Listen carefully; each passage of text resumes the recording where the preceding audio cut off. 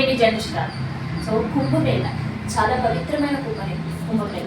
So దాదాపు 144 సంవత్సరాల తర్వాత జరుగుతున్న కుంభమేళ. సో దీని గురించి మరిన్ని విశేషాలు తెలుసుకున్నాం. అసలు కుంభమేళ ప్రత్యేకత ఏంటి?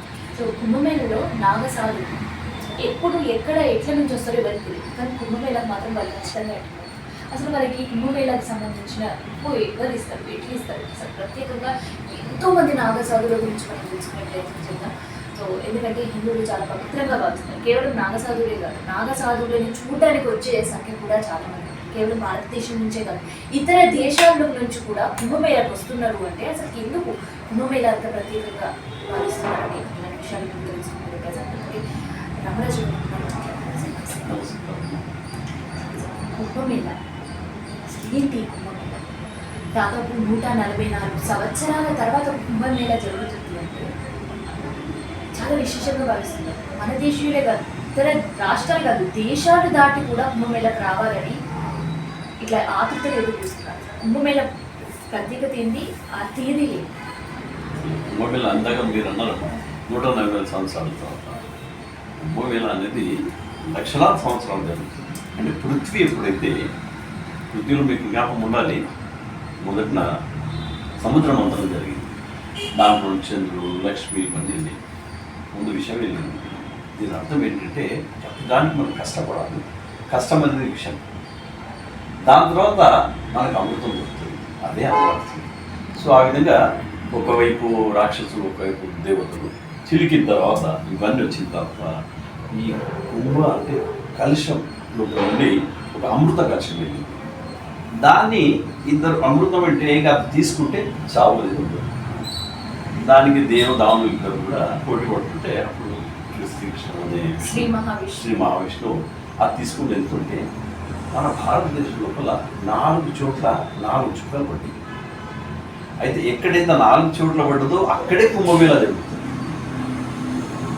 ఒకటి ప్రయాగ్రాజ్, రెండవది మన ఉజ్జయిన్, మూడవది నాసిక్, నాలుగవది హరిద్వార్. అంటే నార్త్ ఇండియాలో 2 చోట్ల, రెండేమో మధ్య భారత ఒకటి, ఇది ఉజ్జయిని, దక్షిణ భారతదేశం నాసిక్. ఇది 12 సంవత్సరాలకు ఒకసారి. అన్నిటంటే ఆ రోజు ఎంత సైంటిఫిక్గా ఉన్నది చూడండి. అంటే భూమి చుట్టూ అది తిరగడానికి 12 సంవత్సరాలు ఒక గ్రహం. ఆ గ్రహం ఎప్పుడైతే మకర సంక్రాంతి అప్పుడు, మకరం సంక్రాంతి జరుగుతుంది, సూర్యుడితో మేషరాశి జరుగుతుంది, అప్పుడు అక్కడ కుంభమేళ జరుగుతుంది. అట్లా కుంభమేళ తర్వాత 12 సంవత్సరాలకు ఒకటేమో కుంభమేళ అంటారు, తర్వాత 6 సంవత్సరాలకు వచ్చేమో అర్ధ కుంభమేళ అంటారు. ఇప్పుడు మీరు అందరూ ఏమో ఆ కుంభమేళ 12 × 12 అంటే 12 సార్లు 12 సంవత్సరాలు జరిగింది. అది 140 సంవత్సరాలకి అయింది. అట్లా ఎన్నో 140 సంవత్సరాలు అయిపోయినాయి. ఇది ఒక 140. అంటే మనం ఏంటంటే 2 చూడవచ్చు, 3 చూడవచ్చు, 4 చూడవచ్చు. 4 కూడా కష్టమే, కానీ ఇది 12 జరుగుతున్నాయి. అంటే మన లైఫ్లో ఇంకా ఇట్లాంటిది జరగదు. అందుకని దీనికి మహాకుంభమేళ అంటారు.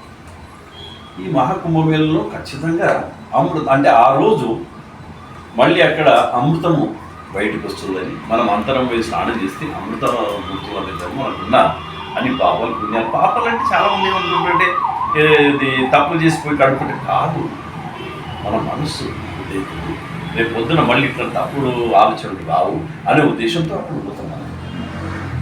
తర్వాత ఇన్ని సంవత్సరాల తర్వాత జరుగుతున్నది, అది ఎప్పుడు కూడా జరుగుతుంది, దాన్ని ఎక్కడ కూడా బ్రేక్ రాలేదు.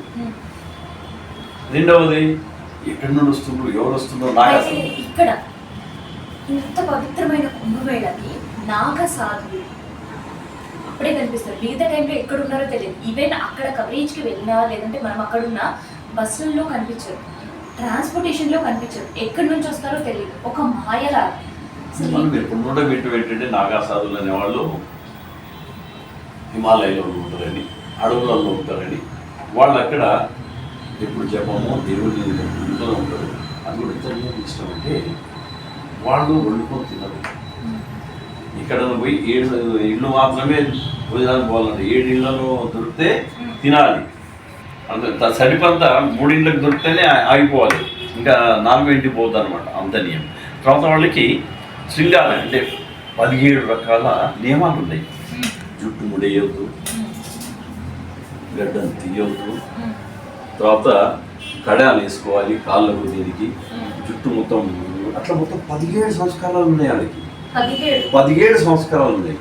అది కావాలని పంపిస్తే నేను నాలుగు ఆ 17 సంస్కారాలని నియమ నిబంధన చేస్తారు. వాళ్ళకి పెళ్లి చేసుకోవడం ఈ ప్రాపంచిక ఉంది. తర్వాత ఏదైతే మనం సన్యాసం చూస్తుంటే సాధులు అదేవిధంగా వీళ్ళు కూడా ఎప్పుడైతే ఆ సన్యాసం పుచ్చుకుని నాగోసారు ఆ రోజు వాళ్ళు పిండాన్ని అంటే వాళ్ళే పిండం ప్రసాదం పుచ్చుకుంటారు. మన పెద్దవాళ్ళకి పిండాలు పెట్టుకుంటే వీళ్ళు వాళ్ళదే సమర్పించుకుంటే ఇక నుండి వాళ్ళకి భౌతిక దీంతో సంబంధం లేదు, అంత ఆధ్యాత్మికమే వాళ్ళ తర్వాత ఇంకొకటి వీళ్ళు మన ధర్మం పైన ఎటువంటి క్షతి జరిగినా ఎటువంటి దాడులు జరిగినా వాటిని వీళ్ళు మన హిందూ ధర్మం కోసము శస్త్రం అంటే ముందు అస్త్రం శస్త్రం రెండు ఉన్నది.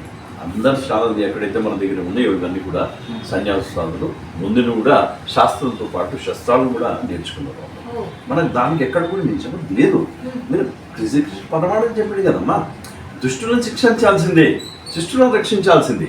అట్లాంటప్పుడు ఆ కాలానికి అనుగుణంగా వాళ్ళకి వచ్చినగా ఔరంగజేబు, అక్బర్, ఘోరీ ఇవన్నీ ఉన్నప్పుడు వాళ్ళు చేసినప్పుడు వీళ్ళు ఎదుర్కొన్నారు. అయోధ్యని వాళ్ళు కాపాడు. మీరు చెట్లు చూడండి, అయోధ్యని 500 సంవత్సరం కింద ఏదైతే మీరు బాకీ చేసిందో దాని తర్వాత వీళ్ళు పోయి దాన్ని దండయాత్ర చేసి దాన్ని ఆపిన రోజులు ఉన్నాయి. ఇదే కుంభమేళాలో కూడా వాళ్ళు వందల మంది ఈ ముస్లిమ్స్ అటాక్ చేస్తే దాన్ని ఆపిన రోజులు ఉన్నాయి. అంటే వాళ్ళు ధర్మాన్ని కాపాడడానికి కంకణ బుద్ధలేదు కానీ ఏదో పిచ్చిగా ఉండడానికి కాదు. వాళ్ళు ధర్మాన్ని కాపాడాలి, మనం సనాతన ధర్మాన్ని కాపాడాలనే ఉద్దేశంతో వాళ్ళు చేస్తుంటారు. సో